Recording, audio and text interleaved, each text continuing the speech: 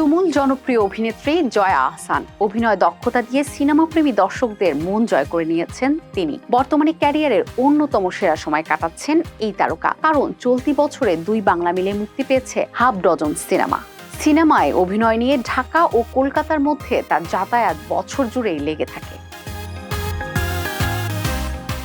এবার তিনি জানালেন, বলিউড পরিচালক প্রযোজক করণ জোহরের সিনেমায় অভিনয় করার প্রস্তাব ফিরিয়ে দেওয়ার খবর। সম্প্রতি এক পডকাস্টে বলিউড নিয়ে কথা বলতেই বিষয়টি প্রকাশ করেন এই তারকা। অমিতাভ বচ্চন, সালমান খান, বিদ্যা বালানের মতো তারকাদের সঙ্গে ব্যক্তিগত সখ্যতার কথা উঠে এসেছে এই কথোপকথনে।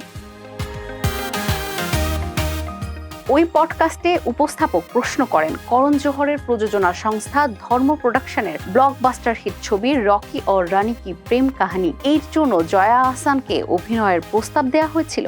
উত্তরে জয়া আহসান মজা করে বলেন, ওমা বাবা, এই ছেলেটার সামনে বসা যায় না, আগে থেকে প্রশ্ন দেখে নেওয়া উচিত ছিল। এই তারকা জানান, এটা অন্যরকম একটা প্রজেক্ট ছিল, বিভিন্ন কারণে তখন সিনেমা করা হয়নি। যেটা ভাগ্যে থাকবে সেটা হবেই, আর এটা নিয়ে আফসোসের কিছুই নেই।